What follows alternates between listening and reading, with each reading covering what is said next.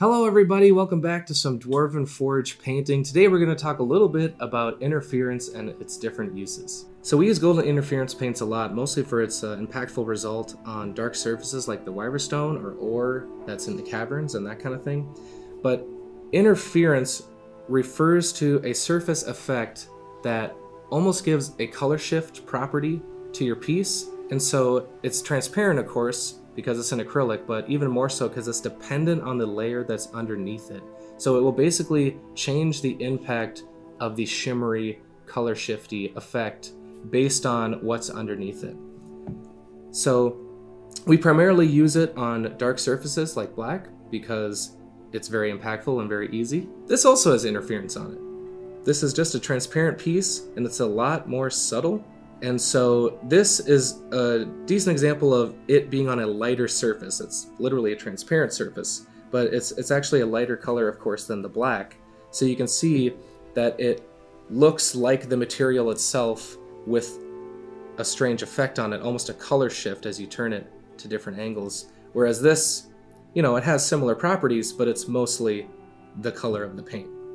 Rule of thumb, a dark surface will have more of an interference impact, and the color listed on the bottle will appear more so. A lighter surface, like white or ivory, will have a much more subtle effect. So you can kind of get a pearly sort of effect where it looks kind of white, but of course it will shimmer and shine for you. Just do a quick little swipe of interference on the section here of our Stone Edge dry brush and black. And I'm going to use the same exact paint, the same exact brush stroke, in fact, to show you the difference. I mean, look at that right there. You can even hardly see it on that. There's a little black from my paint water from mixing this, but you can hardly even see the interference on the white section, and it's clear as day on the black. As you turn it, now you can see the subtle magic on that Stone Edge section. So you can get really creative with the different types of effects you want to achieve with this paint, and use it in your scheme design as you're painting your regular old base coats and such on how you want to use the interference later, because all the steps before lead to different effects. So it can be kind of a fun science experiment. So you can even combine these properties on the same model. So maybe one section is light, one section is dark. I know Chris has done a cool shield effect on his miniatures where part of it is a lighter color and then he freehands a design in black, and just one quick swipe of this interference adds a whole unique flair to the entire shield with varying results on the different surfaces depending on the base color. So there's so much you can do with interference. You've seen the cool Wyverstone and other effects we've done, but there's a world more options in interference. So I took a random accessory that has a lighter surface than black. This is probably a middle ground, so we might get some decent variety in the effect.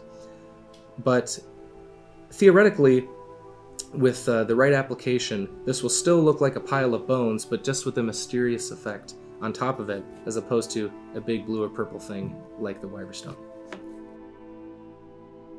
So when you're using interference, you want to do very thin layers like other paint, but for different reasons. It can kind of flake if you go too thick and too heavy. And especially on a light surface for sort of that more subtle effect, you want to start thin. The paint is pretty transparent. But here we're just using a dry brush or the side of the brush angle for the top edges and giving a very light-handed coat. So now you can see, especially on the table, this just looks like it's bone color mostly.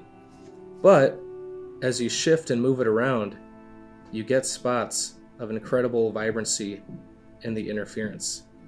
A lot more subtle than the darker surface like the Wyverstone. So I just wanted to show an example of different ways to use interference paint. It's not just for its big vibrant colors, that's a great use for it, but you can also do some subtle effects where the primary color will still mostly be the surface underneath, or the actual thing that it is, I like to think. And you can add a nice glowy interference bit. So there you go, some hints for using golden interference and maybe some new ideas. If you have any more questions, please feel free to join me on Hamster's Hobby Hang every Thursday on Twitch at Dwarven Forge Live, 6 p.m. Eastern. Hop into our Discord channel where a lot of our fans in our community are eager to answer your questions as well. And if there's a cool interference effect that you get that we haven't even seen before, post it on social media, tag us, I'd love to see it. So thanks for watching, we'll see you next time.